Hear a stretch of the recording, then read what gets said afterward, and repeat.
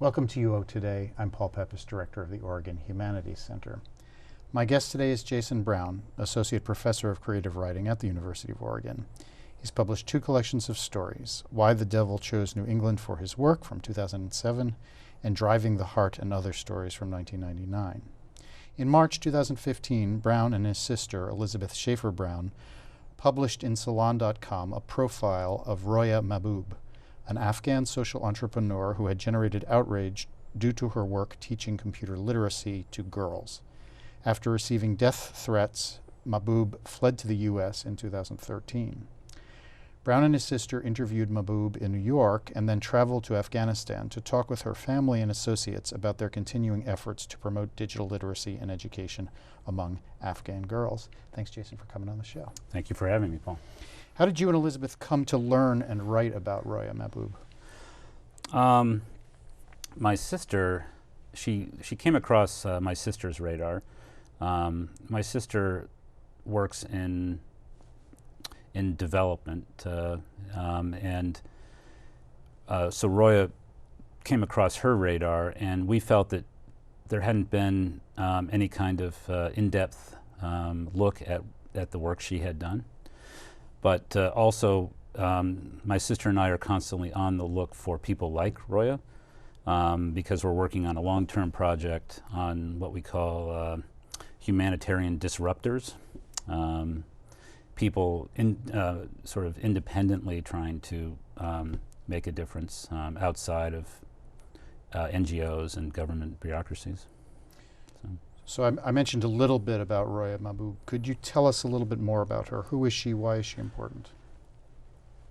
Roya is from Herat, a very ancient city in western Afghanistan, near the border with Iran.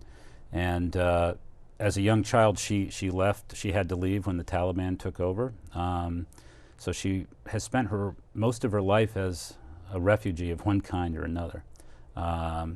She is from an educated family in Afghanistan, but not something that we in America would recognize as a elite group with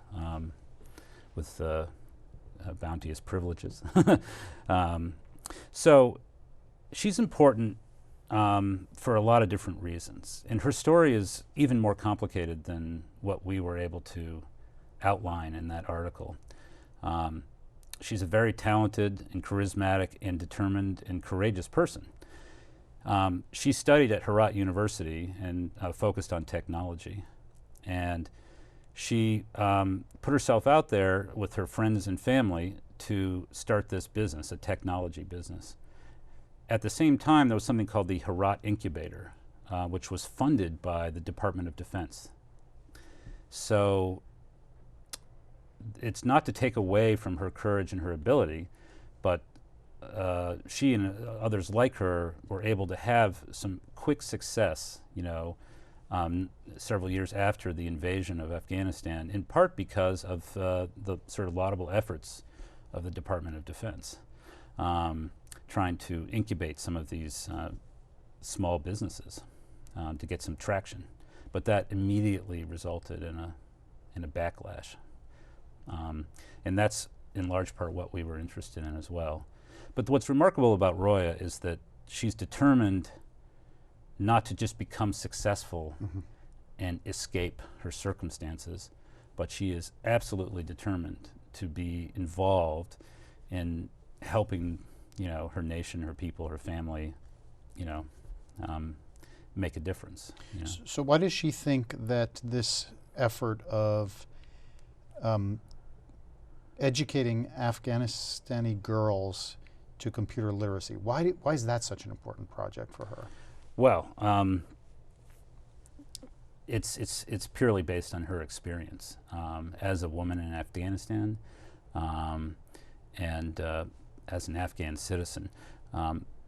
There's so much, she's grown up with so much restriction in terms of her movement, her access to education, her access to any kind of mobility, and she has more mobility than most women in her society, both because of her courage and because she has the support of an educated family. But her experience is to see so many women who are unable to move around in society, have any access to education or empowerment whatsoever. And so she's just looking at what's the pragmatic solution to that. And in the world she's grown up in, if you create a bricks and mortar institution and hang a flag outside of it and say, this is where women are coming to empower themselves, you're also creating a large target. In digital literacy for her is creating a kind of revolution of empowerment that's becomes impossible to squelch.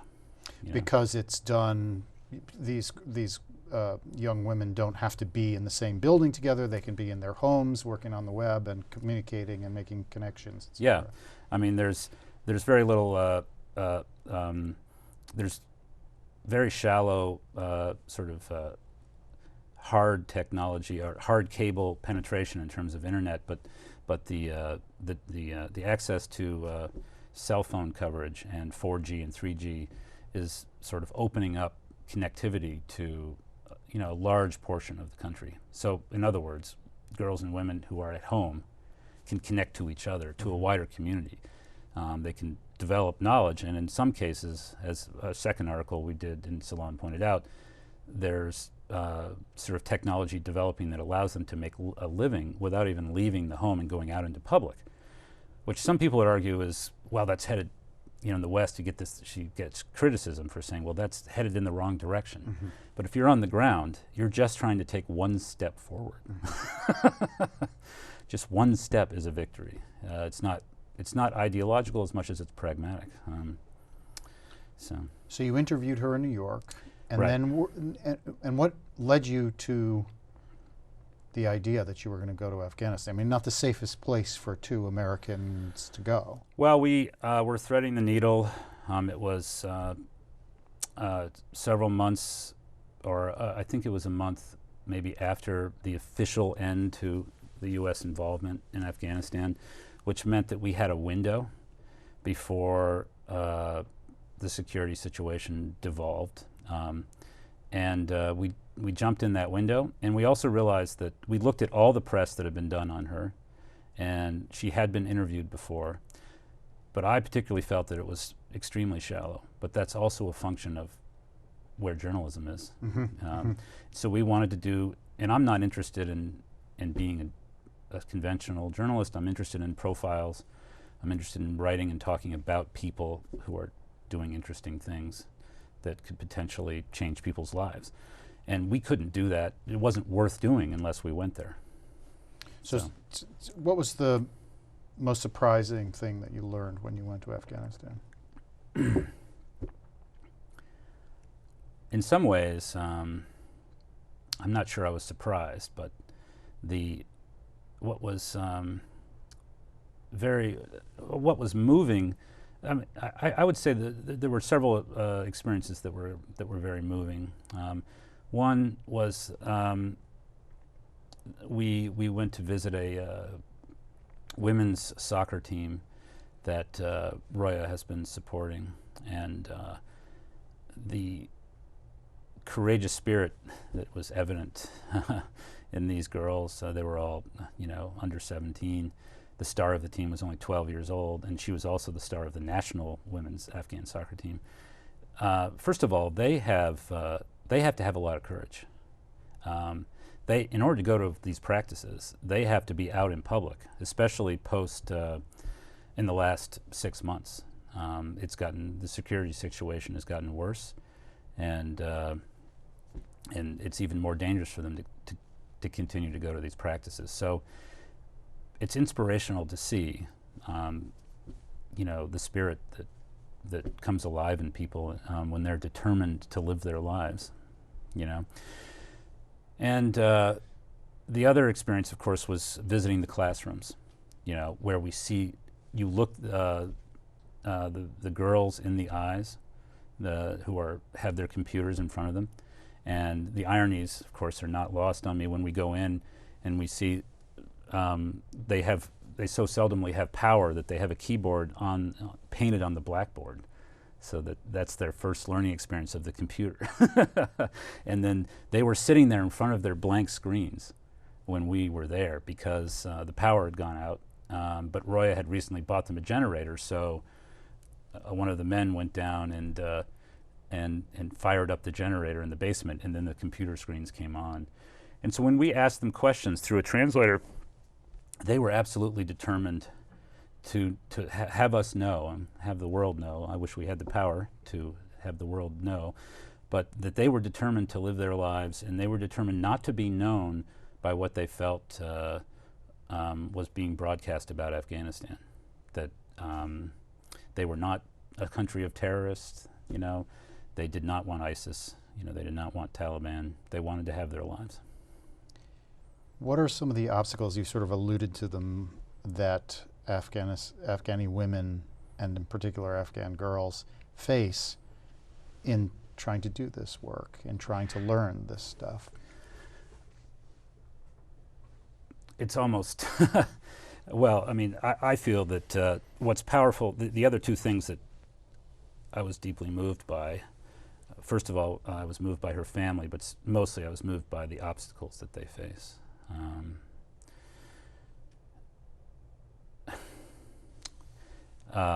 Especially right now, you know. We see in the news, of course, that the map is turning red, you know, again. And so they face, obviously they face the pressure, the patriarchal pressure of the Taliban, and they never feel quite safe. But they also feel pressure within their own families in many cases. Mm-hmm. And in many cases, the sort of politics, the micro-politics of their own families are always in balance. If their daughters might be able to make money through a tiny bit of freedom, there's a bit of support for them to move forward. And if the culture seems willing to let that happen at that moment, as soon as the vice begins to tighten again, that changes the microclimate of individual families, and they're not as willing to let their daughters go out there, and they may not even be as tolerant, you know, ideologically. So it's the same problem. In my view, the U.S. has faced again and again and again. So we basically, it's not to detract from Roya's success and her talent, but in many ways, her success and the success of others like her in Afghanistan was enabled by a temporary balancing of the scales created by U.S. involvement and financial investment. What happened, however, is as soon as she popped up, not only did the Taliban come after her, we emphasized that in the article, but the greater resistance came from her competitors, mm-hmm. who were not explicitly Taliban, but the line is not as clear as we would like to think, right? So her competitors would contact the Taliban and get them involved. I mean, she may not immediately have come on the radar screen of the Taliban if not for her competitors, who were resentful of her fast success because she was A, a woman, B, she had the support of the U.S. So she had to leave Afghanistan not just because of the night letters, which she and her sister left, but because she was no longer going to be able to do business in many parts of Afghanistan because of infighting and jealousy and a sort of a deep patriarchy in the business culture that really did not want a woman to succeed on that level. So when you were there, so she's now been in the States. When you went, she's been in the States for 2 years by this point. And the description in the articles is that her school and that her efforts are ongoing, that they continue. Yep. How is it that she can do it? I mean, why is her not being there? Why aren't the schools being shut down by competitors when she's not there? Because she's just off the radar now? They weren't threatened by. It's two different constituencies. Mm-hmm. Some are being threatened by her business success. Mm-hmm. She earned contracts from the U.S. government and the Afghani government, and contracts that should have gone to men, in their view. Mm-hmm. That was, at first, the resistance that she. the fact of the girls and their education threatens a different constituency, a much more conservative, anti-education element of the Taliban. And that, doesn't even include all of the Taliban, I think, from what I read. And but so it's not just one element that's pushing her out. And so the reason it's able to continue is because there's much more resistance to her business activities, because it's more of a threat to power than the schools that she's been able to help. She's been able to help a lot of girls, but it's not threatening the main political power bases. The business elite, the Taliban, and who are ideological. The Taliban are ideological. They're military, and it might threaten some of the ideological Taliban, but it's not threatening the power base of the Taliban to educate a few girls. It just doesn't rate on their radar. Interesting. Yeah. So one of the things that's kind of interesting about the article is that it's, among other things, there's an argument embedded in them about the importance of social entrepreneurship and social enterprise. And clearly, you've given a sense within the context of Afghanistan how financial success is empowering for the Afghanistanis. But there's also an argument that is made in the articles about that there's something that these social entrepreneurial, social enterprises and social entrepreneurs can do that NGOs can't do and that governments can't do. What is it? Explain that. First of all, what is social entrepreneurship? And what can it do? Why is this interesting, productive enterprise? Yeah, and I would argue that my approach and my sister's approach, and this is my sister's area, and I got interested in it because of my sister. This is what she does. She's not a journalist, really, and I'm a writer. Neither is her journalist. But so social entrepreneurship is really just business with a social purpose. I mean, it's more than that, but that's a way of sort of reducing it to its easily understood component. And as with many things, as with environmental businesses, there's a lot of greenwashing. There's a lot of major corporations who across the country have developed social entrepreneur branches of their companies in order to greenwash their names. And so we're not interested in that. We're interested in these upstart little people in these groups. And the reason is because what really makes the difference is are these small businesses in many cases where seeds are planted in the ground in places where they can actually grow. NGOs are centrally controlled, and that's one of the main reasons they don't work. And it's one of the main reasons American foreign policy, again, I'm not an expert, but often fails. You have a wonky guy, or usually a guy, or someone in Washington, or distant from the actual action. They make decisions. It travels down the power chain, and most of the benefit and most of the resources gets stripped as the money moves down, and hardly any of it lands in the hands of the people. And when it does, it's like a monsoon rain.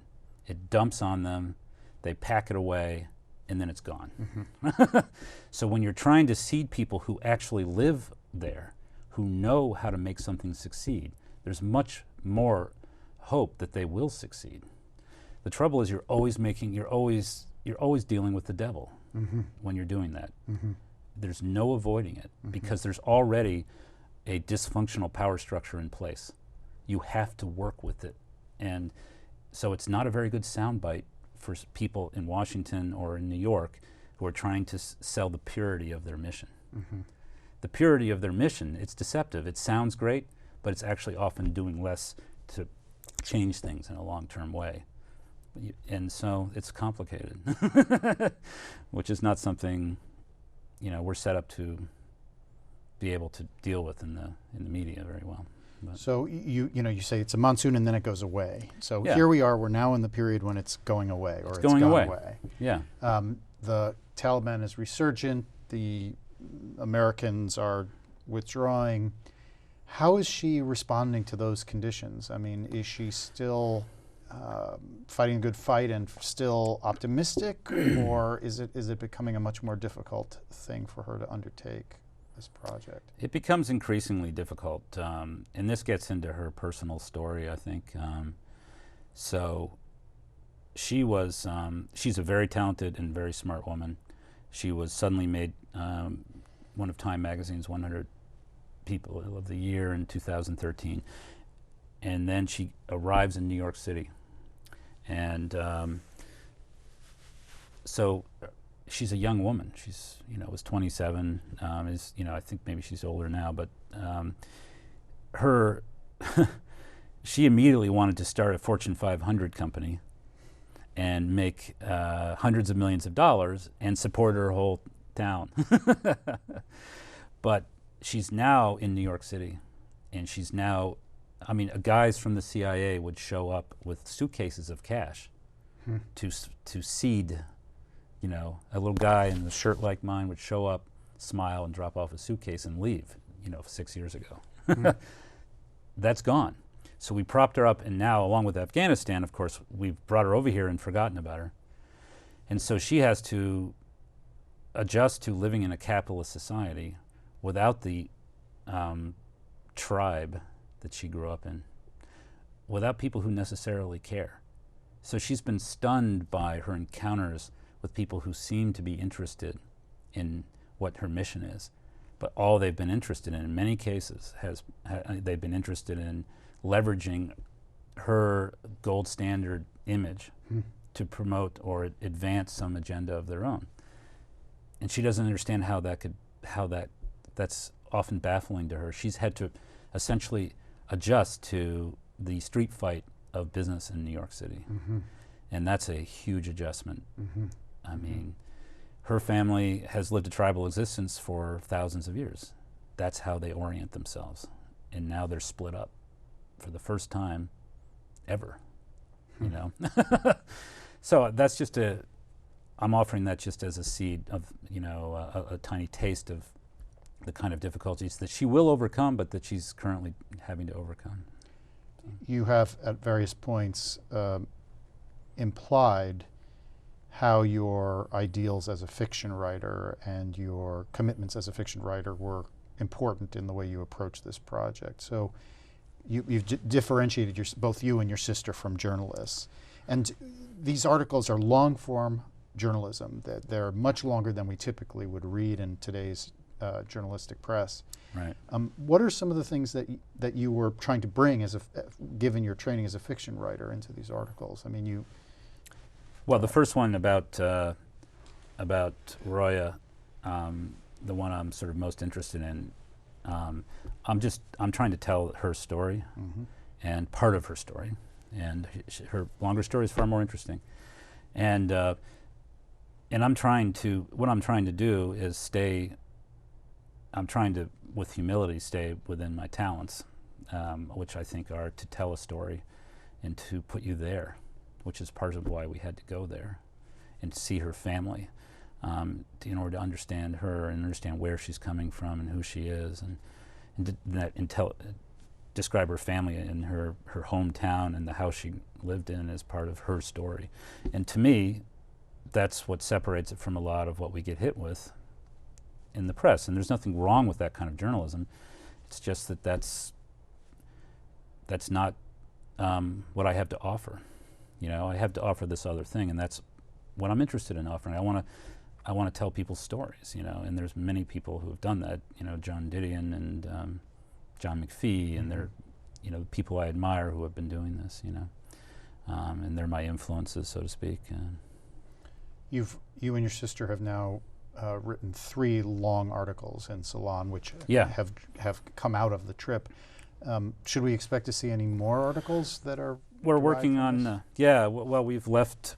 Our latest one is on Iraq and Kurdistan, and a trip with Luis Moreno Ocampo, who's the former first prosecutor of the International Criminal Court. Now he's a professor at Harvard Law School, and he and a investment banker philanthropist from New York organized a trip to Kurdistan to meet with the Yazidis to try to prosecute ISIS in the International Criminal Court. The Yazidis approached the ICC last year, but the legal framework of their case was insufficient, and so this trip, and we're writing a portrait of the trip of Moreno Ocampo, who's a character, and Kerry Proper, who is the philanthropist. He is interested in issues of genocide. He was the producer of it's called Watchers of the Sky. It's a documentary on genocide and the International Criminal Court. He's the child of, he's Jewish, and he's the child of people who were murdered by the Nazis, and so he's driven to this issue, and he's an example of the kind of person we're interested in looking at. And so it's been moving its way through the court. You know, they've agreed, surprisingly, to look at the case, and there's quite a bit of, they're interesting issues, but again, there are very intelligent people, analysts and journalists who can do a much better job of analyzing the merits of this approach. I'm interested in telling the story of people who are trying to change things with their own independent efforts outside of bureaucracies, outside of NGOs, outside of these organizations. And if it's possible, then what does it do? You know, what are the obstacles? And so we have another article planned on a woman who runs this thing called Hello Hubs. They're freestanding solar-powered computers that she sets up in the middle of sort of town squares in Nigeria and Uganda. It's based on the work of this guy Sugata Mitra, who's an Indian academic. It's a very small operation, and if you tell the stories of how these little efforts make a difference, you know, that's what we're interested in doing. We're very close to the end now. This will be the last question. You've mentioned, so there were these 3 articles in Salon. You've just described 2 other articles. Will there be a book? Well, we hope so. Everyone wants a book. We'll see what happens. If a book is merited, I hope there will be a book. So. Well, Jason, I want to thank you for taking the time today to talk to us, to tell us about Roya Mahboob, your other work, and what sounds like a very exciting and perhaps long-term series of stories about these innovative, transformative efforts, local efforts. Thanks so much for coming on the show. Thank you, Paul, for having me. I've been speaking with Jason Brown, Associate Professor of Creative Writing at the U of O. He and his sister co-authored 3 Salon articles about recent efforts to promote digital literacy among Afghanistani girls and women. Thanks so much for watching.